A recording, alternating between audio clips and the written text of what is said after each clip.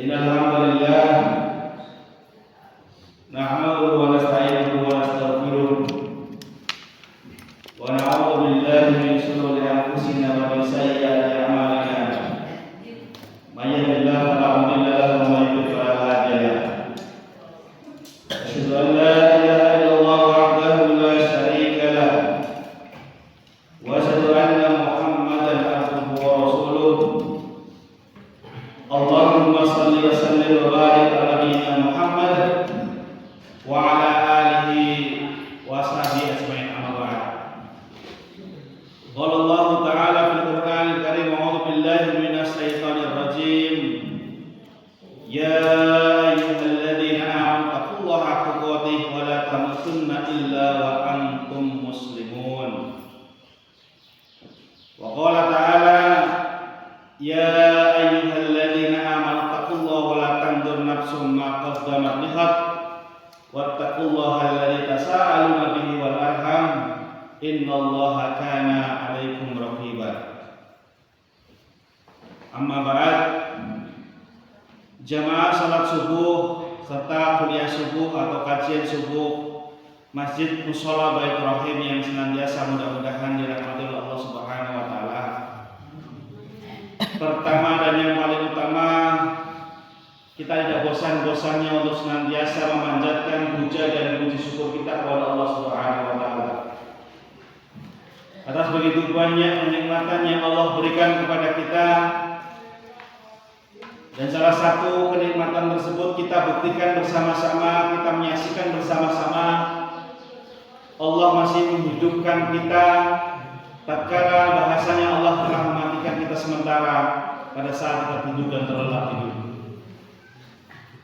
Tatkala seseorang tidur, pastinya dia tidak mengetahui apa yang terjadi yang di sekitarnya.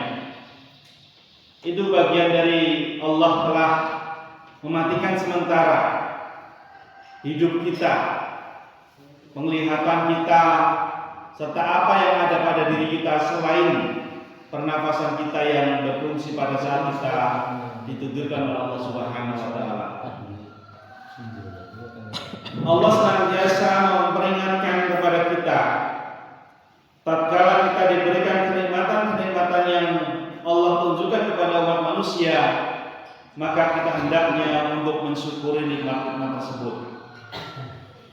Paling tidak, paling sederhananya, tatkala ketika kita diberikan kenikmatan, paling dasar kita adalah mengucapkan kalimat alhamdulillahirabbil alamin. Karena apa? Karena kita percaya bahwa ketika kita mensyukuri nikmat Allah Subhanahu wa taala, Allah akan menambahkan, akan melipat gandakan kenikmatan-kenikmatan kepada kita yang terkadang kita juga tidak mengharapkan kenikmatan tersebut, tapi Allah aja berikan kenikmatan tersebut kepada umat manusia. Begitu juga dengan kenikmatan-kenikmatan yang lainnya, ada nikmat sehat, nikmat sempat, nikmat mendengar, nikmat penglihatan, serta nikmat umur-umur yang kita manfaatkan, yang seharusnya senantiasa kita untuk beribadah kepada Allah Subhanahu wa taala. Jemaah yang berbahagia, kedua kalinya salawat dan salam tak lupa tercurah kepada Nabi kita baginda Muhammad sallallahu alaihi wasallam beserta para keluarganya, para sahabatnya, serta para pengikutnya yang insyaallah istiqomah di jalannya. Jemaah yang berbahagia, izinkan kami menyampaikan salah satu topik materi yang berkaitan dengan Quran surat Al-Asr, yang suratnya cukup pendek, hanya 3 ayat, tapi memiliki makna yang begitu dalam. Bukan saja terkait dengan keberimanannya seorang, tapi bagaimana di sana diingatkan terkait dengan kita saling nasihat menasehati, baik dalam hal kesabaran maupun nasihat menasehati dalam hal ketakwaan kepada Allah Subhanahu wa taala. Allah senantiasa mengingatkan kepada kita bahwa manusia diciptakan di dunia ini melainkan melainkan hanya untuk beribadah kepada Allah. Wa ma khalaqtul jinna wal insa illa liya'budun. Dan tidaklah Allah menciptakan jin dan manusia melainkan untuk beribadah kepada Allah Subhanahu wa taala. Jadi waktu-waktu yang kita hadapi, waktu-waktu yang kita lalui di dunia ini semestinya hanya untuk beribadah kepada Allah Subhanahu wa taala. Baik ibadah itu yang kita laksanakan secara wajib atau secara langsung, maupun ibadah tersebut kita laksanakan secara sunnah, atau boleh dikata dalam sebuah fikih itu dikatakan baik ibadah mahdhah maupun ghairu mahdhah, ibadah yang itu sudah diputuskan dalam syariat ajaran agama kita, maupun ibadah-ibadah yang sejatinya itu adalah untuk mendekatkan diri kita kepada Allah Subhanahu wa taala. Kalau ibadah-ibadah yang wajib tentu kita sudah mengetahui terkait dengan ibadah salat, ibadah puasa, dan ibadah-ibadah yang lainnya yang sifatnya wajib kita sudah mengetahui. Namun tentu kita juga harus mengetahui terkait dengan ibadah-ibadah yang sifatnya sunnah, yang itu sifatnya adalah untuk menambah terkait dengan, kalau boleh dikatakan pahala itu ya pahala, kalau boleh dikatakan kebaikan itu kebaikan yang mendatangkan kebaikan tersebut untuk diri kita masing-masing. Manusia itu tidak ada yang bisa menjamin ibadah di sebelah mana yang akan diterima oleh Allah Subhanahu wa taala. Amal soleh mana yang akan diterima oleh Allah Subhanahu wa taala dan itu akan dicatat pahalanya kita. Kita tidak bisa menjamin.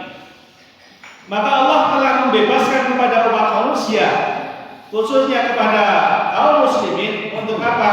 Untuk mereka memperbanyak amal soleh semampu mereka, sesempatnya mereka, semampunya manusia hidup di muka bumi ini untuk senantiasa beribadah kepada Allah Subhanahu wa taala. Kita dibebaskan. Kalau istilahnya dikatakan berlomba ya berlomba, berpesta bil khairat. Kita berlomba-lomba dalam kebaikan. Kebaikan yang dimaksud itu kebaikan seperti apa? Kebaikan untuk diri kita, dan tentu itu baik di hadapan Allah Subhanahu wa taala. Karena kalau sudah dikatakan baik, tentu insyaallah itu akan dibalas oleh Allah Subhanahu wa taala dengan pahalanya Allah Subhanahu wa taala, dengan ganjaran pahala. Ibaratnya ketika orang mau berlomba-lomba, tentu yang diharapkan adalah hadiah. Maka kalau kita berlomba-lomba, baik lomba di urusan dunia, maka yang diharapkan adalah hadiah. Apalagi kita berlomba-lomba dalam hal kebaikan, berlomba-lomba ketika kita beribadah kepada Allah Subhanahu wa taala, maka harapannya adalah kita mendapatkan hadiahnya dari Allah, yaitu pahalanya Allah Subhanahu wa taala. Itu yang diharapkan oleh umat manusia. Seorang anak kecil tentu ketika mereka mengikuti perlombaan, salah satu yang menjadi keinginan dan cita-citanya adalah bagaimana dia mendapatkan gelar juara dan dia akan mendapatkan hadiah. Sama halnya hidup ini sebagai kompetisi lah, ada lomba-lombaan. Bagi kita yang bisa bertahan di dunia ini dengan penuh ibadah, ya maka kita akan mendapatkan juaranya Allah Subhanahu wa taala. Bagi orang yang senantiasa bersabar dalam menerima cobaan Allah Subhanahu wa taala, maka dia juaranya adalah akan dilipat gandakan pahalanya. Dia akan dinaikkan derajat keimanan dan ketakwaannya di sisi Allah Subhanahu wa taala. Maka mari kita manfaatkan dengan sebaik-baiknya kehidupan yang sementara ini, kehidupan yang sejatinya kita hanya, kalau orang tua zaman dahulu kita hanya mampir ngombe saja, atau boleh dikata juga zaman sekarang kehidupan yang saat ini kita lalui hanya menunggu waktu sholat saja. Tatkala waktu sholat kita habis, maka tinggal menunggu kita waktu disolatkan. Maka kesempatan hidup ini mari kita manfaatkan waktu-waktu yang kita lalui ini dengan senantiasa beribadah kepada Allah Subhanahu wa taala. Kadang kan kita sering melalui hari-hari demi hari. Ada orang yang sering mengatakan, lah kok tiba-tiba sudah Jumat malam. Lah akhirnya ini kita beduhur dari asal. Kadang kita merasakan hal itu. Itulah waktu yang terus berjalan, yang terus mengalir, yang terus senantiasa waktu itu berputar di yang kita lalui ini. Terkadang kita ketika mendidik anak pun sama. Dulu kayaknya masih kelas SD atau MI, tapi sekarang wis kelas 6 atau mungkin mau pondok dan sebagainya, sehingga orang tua akan berpisah dengan anaknya ketika dia pondok dan sebagainya. Itulah waktu yang kita lalui. Terasa cepat, terasa ya kita itu tidak bisa menikmatinya. Terkadang kita akan melewati begitu saja waktu yang kita lalui. Jamaah yang berbahagia dan mudah-mudahan senantiasa dalam lindungan Allah Subhanahu wa taala. Kalau kita mengkaji Quran surat Al-Asr yang merupakan bagian dari juz 30 yang dikatakan adalah termasuk dari surat Makkiyah yang hanya berjumlah 3 ayat, yang dikatakan bahwasanya di sana demi masa sesungguhnya manusia itu berada dalam kerugian kecuali orang-orang yang beriman dan mengerjakan amal saleh dan nasihat menasihati supaya mentaati kebenaran dan nasihat menasihati dalam supaya mentaati kesabaran. Kita tahu bersama bahwa kebenaran dan kesabaran yang ada di muka dunia ini, di muka bumi ini, tentu kesabaran yang hanya kita tahukan kepada Allah Subhanahu wa taala. Tadi sudah disampaikan, ketika kita sabar dalam menerima ujian, tentu ujiannya yang dihadapkan dari Allah Subhanahu wa taala, maka Allah akan menaikkan derajat keimanan dan ketakwaan kita di sisi Allah. Sering kita mendengar dan sering kita ucapkan juga, ketika orang ditinggal oleh orang yang tersayang, oleh orang yang terkasih, oleh orang yang dicintainya untuk selamanya, maka ucapan yang pertama yang dikeluarkan oleh seseorang kepada orang tersebut adalah yang sabar ya. Padahal makna kata sabar itu sangat sungguh luar biasa sekali. Kalau dia bisa melalui sabar tersebut, tentu dia akan dinaikkan derajatnya di sisi Allah Subhanahu wa taala sebagai orang yang beriman. Hanya orang-orang tertentu saja yang dikuatkan oleh Allah Subhanahu wa taala untuk bisa menerima kata sabar tersebut. Karena banyak orang yang kadang dia tidak sabar ketika dalam sisi ekonomi misalnya, ekonominya mungkin terbengkalai terus, atau anaknya mungkin kurang disiplin atau kurang nurut dan sebagainya, dan orang tuanya tidak sabar sehingga orang tuanya mengakhiri hidupnya. Itulah orang-orang yang tidak terpilih. Dikatakan dia itu sebagai orang yang mengakhiri hidupnya karena tidak kuat dengan kesabaran yang seharusnya dia pegang selama hidupnya. Ya kalau kita lihat di media televisi banyak sekali lah. Baru-baru ini kan ada seorang wanita yang menghabisi suaminya. Padahal dia seorang polisi. Kalau nggak salah di daerah Jawa Timur sana, dia membunuh istri suaminya. Kenapa? Karena tidak sadar dengan kelakuan suaminya. Ternyata gaji suaminya bahkan sampai gaji ke-13-nya itu digunakan untuk bermain judi online atau slot. Sehingga baru diketahui tatkala dia membuka media handphonenya dia, ternyata di situ ada belasan atau puluhan akun terkait dengan judi slot tersebut. Sehingga karena sampai rumah uangnya tinggal sedikit sehingga dihabisilah suami tersebut. Itu seorang polisi yang mereka tahu hukum, tahu terkait dengan undang-undang pembunuhan dan sebagainya, tapi bisa menghabisi itu. Kenapa? Karena dia kurang sadar dengan hal yang sudah ditakdirkan oleh Allah Subhanahu wa taala.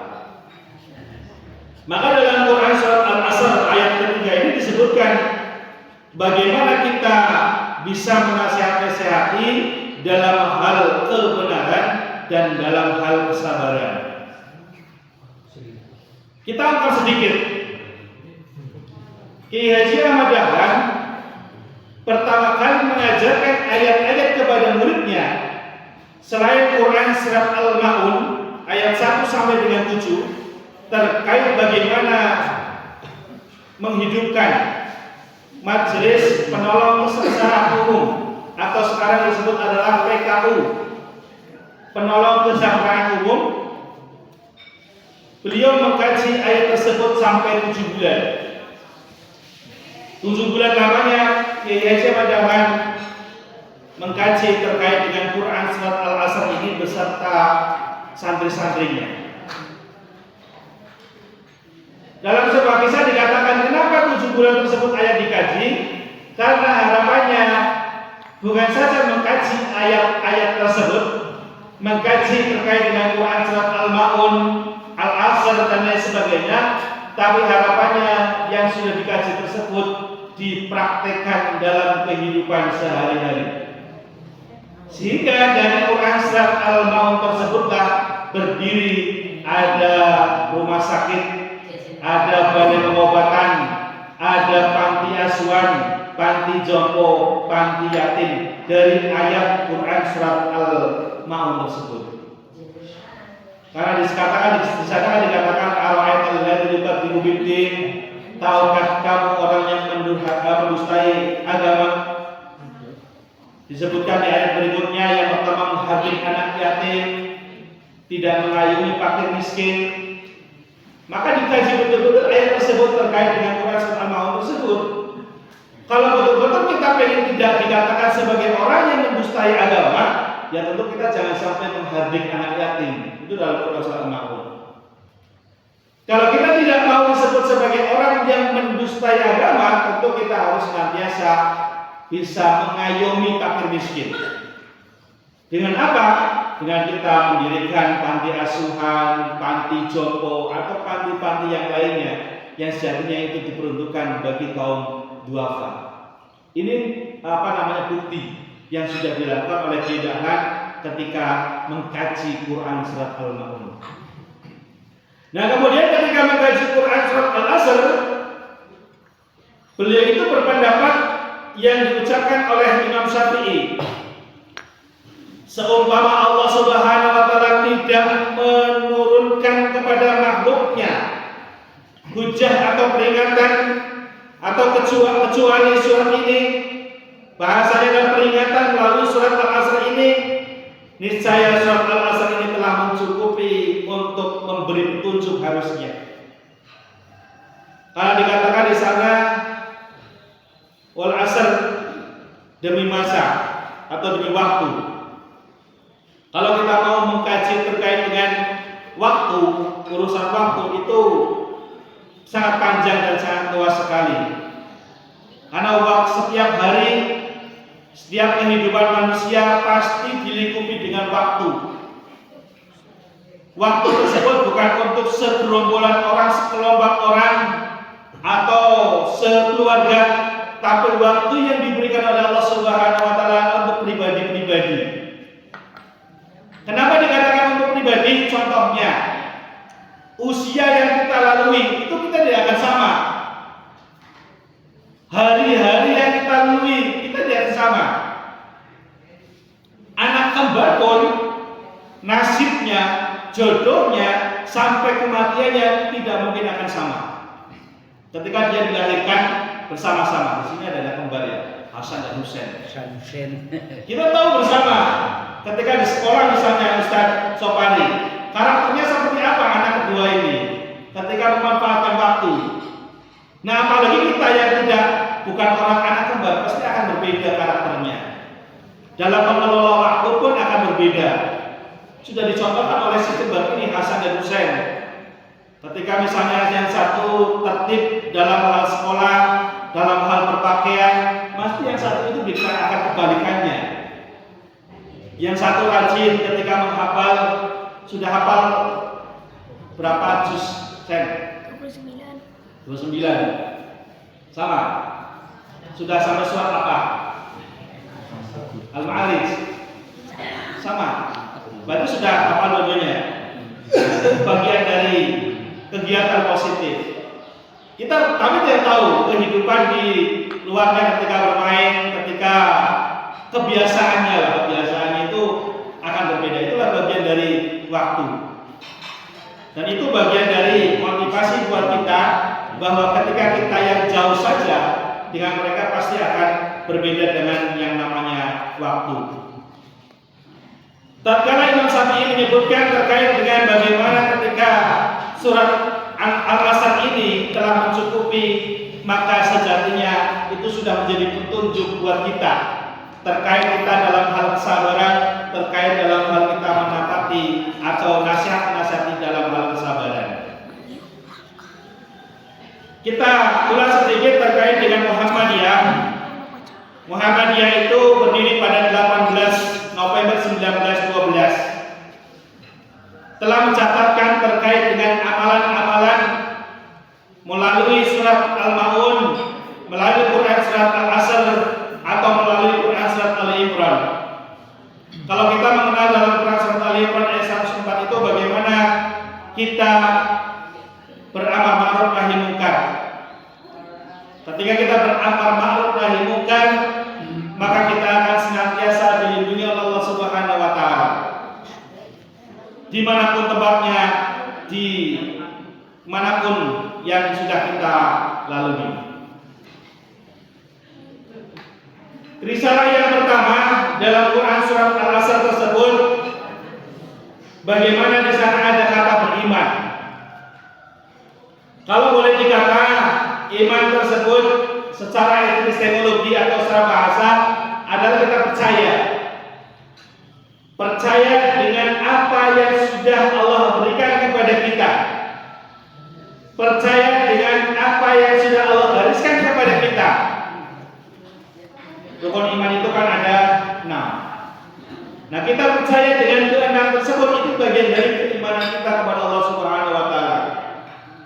Iman bahwa Allah Subhanahu wa taala sebagai pencipta kita, Nabi Muhammad sebagai utusan kita, malaikatnya Allah, sampai dengan kudus dan kudurnya Allah itu kita percaya. Itu bagian dari keimanan. Karena secara istilah kita itu percaya bahwa Allah itu esa dalam hati kita, dalam perbuatan kita, dan dalam perkataan kita. Kalau boleh dikata, iman yang kita lalui itu kita mengimani dengan hati kita, dengan qalbu kita, dengan hati kita. Yang kedua adalah bagaimana beriman dengan perkataan kita. Maka ucapan-ucapan kita adalah ucapan yang menyenangkan, bukan ucapan yang merugikan. Itulah yang dikatakan beriman. Dan kemudian dengan perbuatan kita, perbuatan kita tidak merugikan diri kita dan tidak merugikan orang lain. Itulah yang dikatakan iman sebenarnya. Mulai dari hati kita mengimani bahwa Allah Subhanahu wa taala itu satu, esa, tidak bisa dibandingkan dengan siapapun, dengan makhluk apapun, dengan sifat atau mungkin dengan barang apapun. Itu bagaimana kita mengimani Allah dengan hati kita. Kita percaya. Yang kedua adalah bagaimana kita perkataan kita di setiap hari kita. Perkataan-perkataan yang kita lalui, ucapan-ucapan yang kita lalui ketika kita sebagai orang yang beriman, tentu perkataan tersebut adalah menyenangkan hati kita, menyenangkan diri kita, menyenangkan jiwa kita, dan baru menyenangkan orang lain. Maka boleh dikatakan ketika seseorang mau mengucapkan sesuatu, itu perlu dipikir panjang dulu. Ya, seseorang hakim misalnya, ketika hakim akan memutuskan sesuatu perkara, dia akan mengkaji undang-undangnya, mendengarkan para pakar, kemudian dari memutuskan terkait dengan perkataan yang akan dia tuangkan dalam tulisan. Sekarang itu kan banyak di media televisi. Itu sudah berbulan-bulan ini, sekalipun kejadiannya sudah 7 tahun yang lalu terkait dengan pembunuhan di Cirebon itu, sekarang diulas-ulas terus, nggak tahu ada apa di balik itu.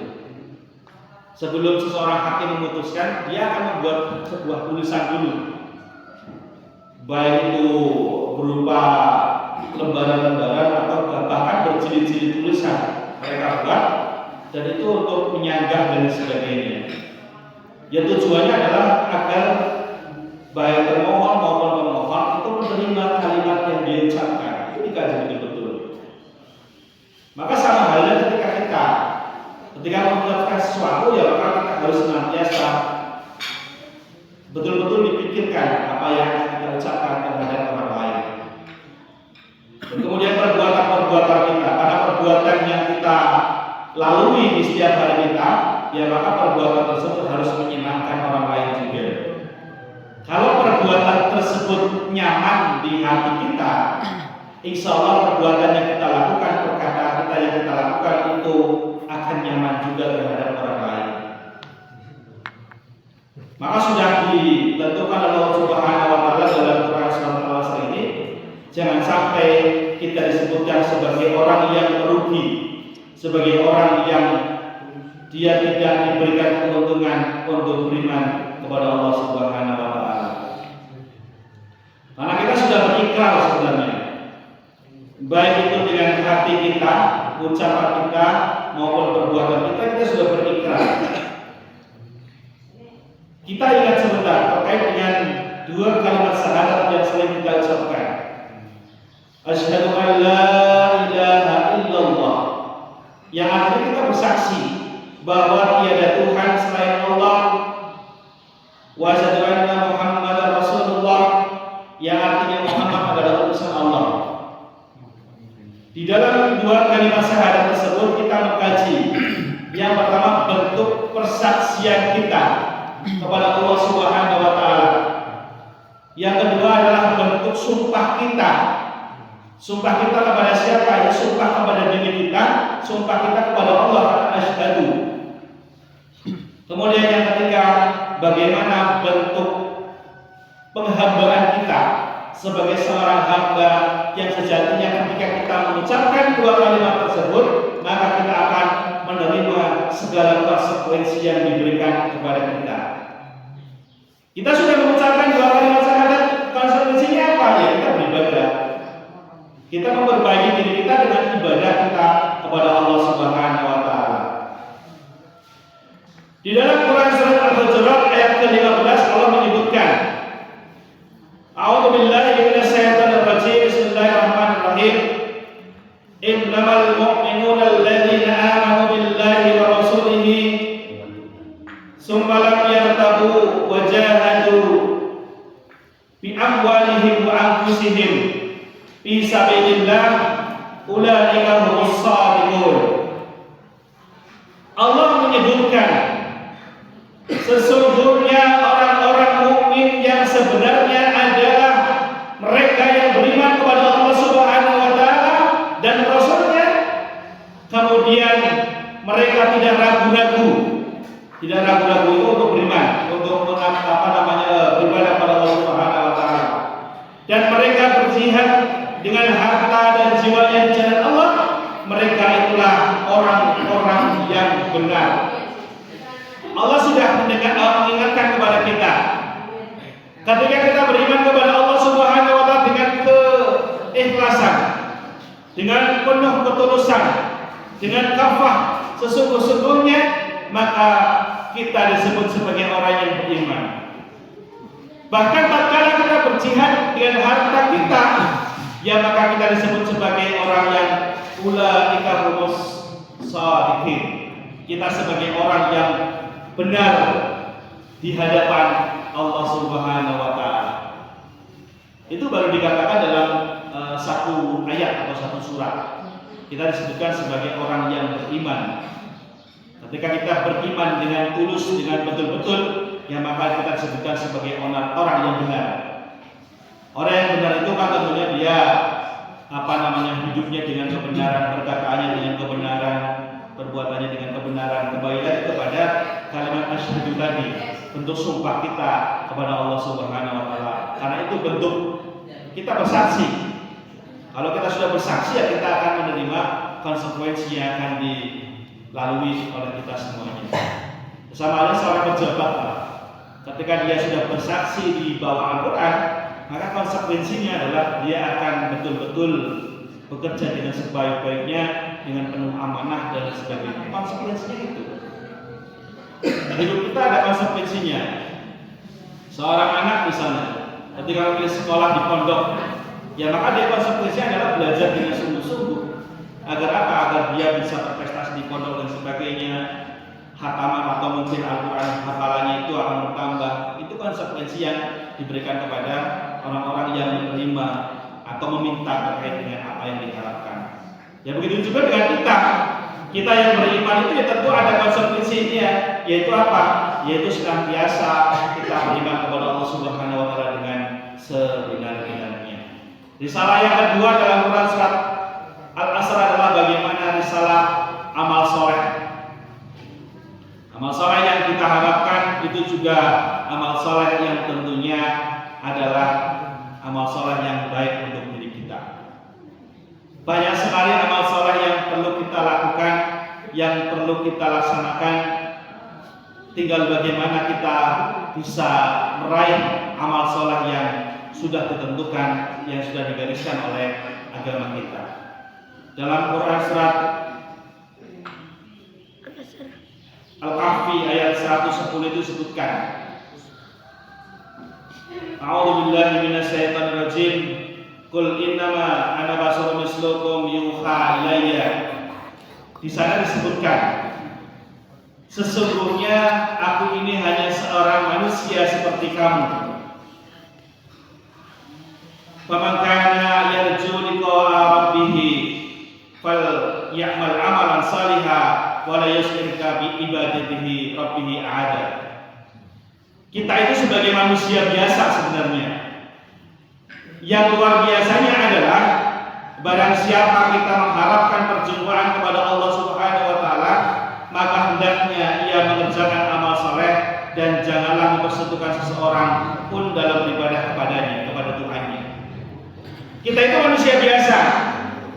Yang luar biasanya itu apa? Yang luar biasanya adalah bagaimana dalam hal amal saleh. Kalau kita menginginkan perjumpaan kepada Allah Subhanahu wa taala di hari akhirat kelak, ya maka kita harus beramal saleh. Gak mungkin kita beramal salah gitu. Kalau kita beramal salah ya tentu masuknya ke dalam neraka. Gak mungkin kita berjumpa dengan Allah Subhanahu wa taala.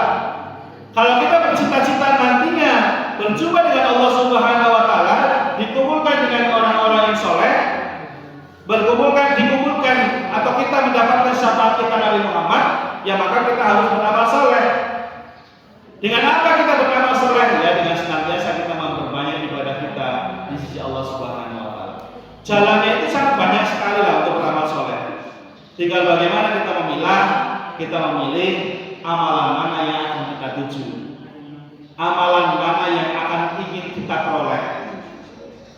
Di sepertiga malam itu ada amalan-amalan yang sungguh luar biasa ketika kita melaksanakan salat tahajud. Di di penghujung hari atau mungkin di menjelang waktu maghrib atau setelah waktu asar, ada amalan di sana untuk kita diminta untuk berdoa kepada Allah Subhanahu wa taala. Jadi ada waktu-waktu mustajab ketika kita beramal saleh, ketika kita memohon doa kepada Allah Subhanahu wa taala, dan insyaallah akan Allah kabulkan permohonan kita di waktu-waktu tersebut. Jadi sudah ditentukan waktunya, tinggal bagaimana kita akan meraih di waktu yang mana untuk bisa mendapatkan amal soleh tersebut. Dan yang terakhir adalah bagaimana peringatan untuk kita, pelajaran untuk kita dalam Quran surat Al-Asr tersebut terkait dalam hal menasihati dalam hal kebenaran. Kita senantiasa mengajak umat manusia kepada hal yang baik, kepada yang ma'ruf dan mencegah dari yang munkar. Itu juga sudah digariskan oleh Allah Subhanahu wa taala dan sudah diingatkan terus-menerus oleh khatib biasanya ketika salat Jumat berlangsung. Khatib senantiasa mengucapkan, mari kita beriman bertakwa kepada Allah Subhanahu wa taala dengan iman yang sesungguh-sungguhnya. iman yang sebenar-benarnya, takwa yang sebenar-benarnya. Kita kuatkan, kita buktikan keimanan kita dengan perbuatan kita, baik itu kualitasnya maupun kuantitasnya maupun jumlah keimanan dan takwa kita. Mari ditambahkan dengan sungguh-sungguh. Itu selalu diingatkan. Karena itu bagian dari rukun khutbah adalah kita mengingatkan untuk ketakwaan, nasihat atau wasiat ketakwaan seorang khatib itu sudah senantiasa diingatkan. Tinggal bagaimana kita betul-betul percaya bahwa apa yang disampaikan seorang khatib itu adalah dalam hal kebenaran. Ketika kita mengakui itu dalam hal kebenaran, ya sekali lagi konsekuensinya adalah kita percaya. Kita nurut untuk apa? Untuk bisa melaksanakan ibadah dengan sebaik-baiknya tanpa dilingkupi dengan urusan-urusan yang lainnya. Kita fokus. Kita pengen hidup selamanya nanti di akhirat di surganya Allah Subhanahu wa taala. Tapi terkadang kita itu juga bingung ketika ibadah pengen cepat-cepat, pengen ada rampung gitu. Bahkan sampai berulang dan berulang gitu. Ketika ada sesuatu yang sedang berubah, ini sungguh sangat miris sekali. Kita menjumpai hanya di tubuh kita. Hanya menjumpai di tubuh kita. Kalau nilai-nilainya monggo, silakan bapak-bapak Jumatan misalnya di Masjidil Haram, di Masjid Istiqlal yang bisa durasinya sampai 30 menit. Baru 20 menit saja jamaah sudah amin, amin ya Allah. Kok nggak sabar betul gitu loh. Cita-citanya sih pengen masuk surga. Cita-citanya pengen masuk surga, tapi dikon-jagon setelan 20 menit apa suwede ya. Kok wis amin, amin ya Allah. Saya hanya menjumpai ngapunten dari sekian banyak masjid yang saya lalui ketika untuk sholat Jumat, hanya menjumpai di tubuh kita saja. Itu sangat miris sekali ya Allah. Dia cita-citanya itu ya sekali lagi pengen masuk surga, amalannya banyak, tapi pun jago sejalan mendengarkan apa yang disampaikan oleh ustaz, oleh khatib itu dalam hal kebenaran, nasihat-nasihat itu dalam hal kebenaran, itu amin, amin ya Allah. Kalau terdapat seperti apa, akan dicap seperti apa desa kita, dukuh kita, kalau ada tamu yang khotbah di depan, itu akan seperti apa? Ini kebiasaan yang tentu harus kita ubah. Kebiasaan yang harus kita ubah dengan apa? Dengan pribadi kita sebenarnya. Kalau betul-betul kita beriman kepada Allah Subhanahu wa taala, ya kita tunggu. Gak mungkin pengajian apa namanya khotbah tersebut sampai 1 jam juga gak mungkin. Pasti khotib juga tahu terkait dengan waktu khotbah. Paling lama ya paling 30 menit. Paling sebentar ya paling 15 menit atau 10 menit. Tapi kan kita nggak tahu apakah khotib tersebut sudah menyelesaikan terkait dengan pembahasannya atau belum. Padahal yang disampaikan itu sangat-sangat mengingatkan untuk kita. Seminggu sekali itu ya, kalau setiap hari itu. Jadi ini bagian dari peringatan yang sudah digariskan oleh Allah Subhanahu wa taala dalam Quran surat Al-Qasas itu sudah ditentukan gitu. Bagaimana kita menasihati dalam hal kesabaran. Tentu kita juga dalam nasihati dalam hal kesabaran. Ketika kita mendengarkan khotbah, itu juga bagian dari menata hati kita untuk sabar. Wong beriman itu kan harus sabar. Ibaratnya ngapunten. Orang yang melaksanakan ibadah sholat dengan khusyuk, tidak tumaninah, tidak khusyuk, ya tentu tidak akan mendapatkan pahala. Maka kuncinya adalah kita beribadah kepada Allah Subhanahu wa taala dengan kesabaran. Kalau nanti di akhirat kelak kita akan mengantri, kita akan dihitung dulu amalannya kan akan dihitung. Pasti kan kita ngantri. Kalau kita tidak sabar, ya wis lewat begitu saja ke neraka. Jadi butuh kesabaran ibadah itu. Kalau nggak pengen sabar, ya wis cepet-cepet agak rampung. Ngapunten, haji. Pasti kan butuh kesabaran. Bahkan kesabarannya itu berkali-kali lipat. Ada kakinya diinjek, kedorong-dorong. Nah orang sabar terus ngamuk dia. Ngapun dari Indonesia itu kan nggak mas sekali tangan ya. Kita berhadapan dengan orang-orang Afrika yang tinggi-tinggi banget misalnya, yang sudah umroh Pak Surya mungkin sudah merasakan itu. Ibadah itu butuh kesabaran. Baik ibadah yang dilakukan oleh Pak Surya misalnya ketika umroh, nah orang sabar wis lewat ya ibaratnya. Dengan kita mengelilingi Ka'bah atau mungkin dengan sa'i dan sebagainya itu dengan kesabaran. Kalau tidak dengan sabar, ya kita tidak dapat apa-apa. Ya begitu juga ketika kita ibadah, mendengarkan khotib, sholat isya, imamnya dengan membaca berpatah-patah itu bagian dari kekhusyuan atau tumaninahnya, rukunnya lama, sujudnya lama, itu bagian dari tumaninah juga. Ya kita ikuti saja. Nah orang pengen ikuti imam itu surat dakwah, itu kan orang itu likur gitu. Gamanya gitu. Ya, salam. Dan ketika kita berpikir pun, ya tentu dengan kesabaran. Kita memohon kepada Allah itu dengan kesabaran. Gak mungkin ujung-ujung Allah langsung mengabulkan permintaan kita. Permintaan manusia itu tentu dengan kesabaran. Dengan kesabaran, dengan penuh ketelatenan, dengan penuh kekhusyuan. Itu bagian dari kita beramal saleh, kita beriman kepada Allah Subhanahu wa taala. Maka sekali lagi kita mengingatkan kepada diri saya pribadi, mari kita perbaiki diri kita dari hari ke hari, dari ke waktu, dari bulan ke bulan, dari tahun ke tahun. Kita perbaiki diri kita untuk senantiasa beriman kepada Allah Subhanahu wa taala.